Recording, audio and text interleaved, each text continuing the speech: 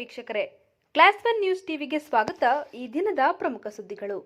ದೇವನಹಳ್ಳಿ ಪಟ್ಟಣದ ಜಿಲ್ಲಾ ಸರ್ಕಾರಿ ನೌಕರರ ಸಂಘದ ಕಚೇರಿಯಲ್ಲಿ ಬೆಂಗಳೂರು ಗ್ರಾಮಾಂತರ ಸರ್ಕಾರಿ ನೌಕರರ ಸಂಘದ ಜಿಲ್ಲಾಧ್ಯಕ್ಷರ ಸ್ಥಾನಕ್ಕೆ ಕಾರಹಳ್ಳಿ ಗ್ರಾಮ ಪಂಚಾಯಿತಿ ಪಿಡಿಒ ಹಾಗೂ ಪಿಡಿಒ ಸಂಘದ ಜಿಲ್ಲಾಧ್ಯಕ್ಷ ದಿಲೀಪ್ ಕುಮಾರ್ ನಾಮಪತ್ರವನ್ನು ಸಲ್ಲಿಸಿದರು.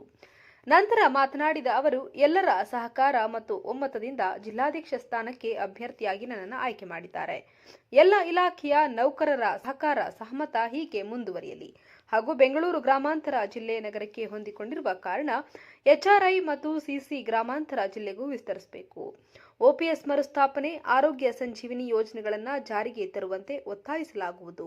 ಪ್ರಮುಖ 3 ಬೇಡಿಕೆಗಳನ್ನು ಈಡೇರಿಸುವ ನಿಟ್ಟಿನಲ್ಲಿ ಸಂಘದ ಅಭಿವೃದ್ಧಿಯನ್ನ ಮುಂದುವರಿಸಲಾಗುವುದು ಅಂತ ತಿಳಿಸಿದರು. ನೌಕರರ ಸಂಘದ ಬಹು ದಿನಗಳ ಬೇಡಿಕೆ ಒಂದೇ ಇರತಕ್ಕಂಥದ್ದು, ಒಂದು ಓಪಿಎಸ್ ಮರುಸ್ಥಾಪನೆ ಮಾಡತಕ್ಕಂಥದ್ದು, ಜೊತೆಗೆ ಬೆಂಗಳೂರು ನಗರಕ್ಕೆ ಹೊಂದ್ಕೊಂಡಿರ್ತಕ್ಕಂಥದ್ದು ಬೆಂಗಳೂರು ಗ್ರಾಮಾಂತರ ಜಿಲ್ಲೆ.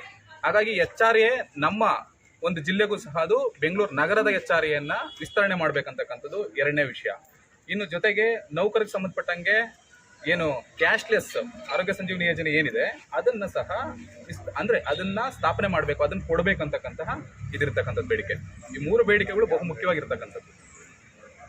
ಈ ಸಂದರ್ಭದಲ್ಲಿ ತಾಲೂಕು ಪಂಚಾಯತ್ ಮುಖ್ಯ ಕಾರ್ಯನಿರ್ವಹಣಾ ಅಧಿಕಾರಿ ಶ್ರೀನಾಥ್ ಗೌಡ, ಎಡಿ ಅಮರನಾರಾಯಣ, ಅಭಿವೃದ್ಧಿ ಅಧಿಕಾರಿಗಳಾದ ಗಂಗರಾಜು, ಶ್ರೀನಿವಾಸ್, ಸಿದ್ದರಾಜು, ಮಹೇಶು, ಕನ್ನಮಂಗಲ ಪಂಚಾಯಿತಿ ಶ್ರೀನಿವಾಸ್, ಮೆಹಬೂಬ್ ಪಾಷಾ, ಕೆಂಪರಾಜು, ನಂದಿನಿ, ರವಿ, ಈಶಾಕ್ ಶೇಖ್, ಗಂಗಾವಾರ ಪಂಚಾಯಿತಿ ಶ್ರೀನಿವಾಸ್, ನಾಗರಾಜಯ್ಯ ಸೇರಿದಂತೆ ಹಲವಾರು ಜಿಲ್ಲಾ ಮತ್ತು ತಾಲೂಕು ಮಟ್ಟದ ಅಧಿಕಾರಿಗಳು ಉಪಸ್ಥಿತರಿದ್ದರು.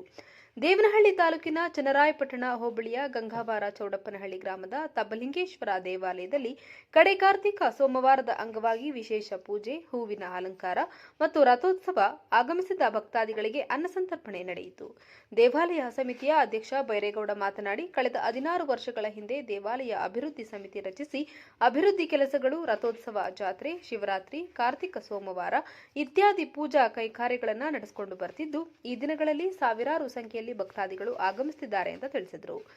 ಈ ದೇವಸ್ಥಾನ ಸುಮಾರು ಚೋಳಕಾಲದಲ್ಲಿ ಪ್ರಾರಂಭ ಆಗಿದ್ದು, ತದನಂತರ ಇದು ಶಿಥಿಲ ಆಗಿತ್ತು. ಅದನ್ನು ನಾವು 25 ವರ್ಷದಿಂದ ಒಂದು ಟ್ರಸ್ಟನ್ನು ಮಾಡಿಕೊಂಡು ಅಭಿವೃದ್ಧಿಗೊಳಿಸಿ ಇವತ್ತು ಸುಮಾರು 25,000 ಜನ ಸೇವಕರ ಮಾಡಿದ್ವಿ.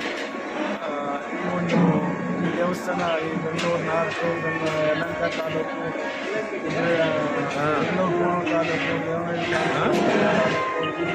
ಭಾಳ ಜನರಿಗೆ ಭಾರಿ ಪ್ರಾಮುಖ್ಯವಾದ ದೇವಸ್ಥಾನ ಅನಿಸಿದೆ. ಸುಮಾರು 25,000 ಜನ ಬೆಳಗ್ಗೆ ಸಂಜೆ ಇವತ್ತು ಬ್ರಹ್ಮರಥೋತ್ಸವ, ಕಲ್ಯಾಣೋತ್ಸವ ಮತ್ತು ಸಾಯಂಕಾಲ ಲಕ್ಷ ದೀಪೋತ್ಸವ ಕಾರ್ಯಕ್ರಮವನ್ನು ಇಟ್ಕೊಂಡಿದ್ದೇವೆ. ಮುಂದಿನ ದಿನಗಳಲ್ಲಿ ನಾವು ಒಂದು ಕಲ್ಯಾಣ ಮಂಟಪವನ್ನು ಸ್ಟಾರ್ಟ್ ಮಾಡಬೇಕು ಅಂತ ಹೇಳಿದ್ವಿ. ಬೆಳಗ್ಗೆ ಕೃಷ್ಣ ಬೈರೇಗೌಡರು ಕಂದಾಯ ಸಚಿವರು ಬಂದು ನಮ್ಮ ಒಂದು ದೇವಸ್ಥಾನಕ್ಕೆ ನಕ್ಷತ್ರ. ಈ ಸಂದರ್ಭದಲ್ಲಿ ದೇವಾಲಯ ಸಮಿತಿಯ ಗೌರವಾಧ್ಯಕ್ಷರಾದ ಹೊಸಕೋಟೆ ಜಯರಾಜ್, ಕಾರ್ಯದರ್ಶಿ ಶಂಕರಪ್ಪ, ದೇವಾಲಯ ಸಮಿತಿಯ ಎಲ್ಲಾ ಸದಸ್ಯರುಗಳು, ಹಲವಾರು ಮುಖಂಡರುಗಳು, ಸುತ್ತಮುತ್ತಲಿನ ಗ್ರಾಮಗಳ ಭಕ್ತಾದಿಗಳು ಆಗಮಿಸಿ ದೇವರ ದರ್ಶನವನ್ನು ಪಡೆದುಕೊಂಡರು. ವರದಿ ರಾಜುಗೌಡ.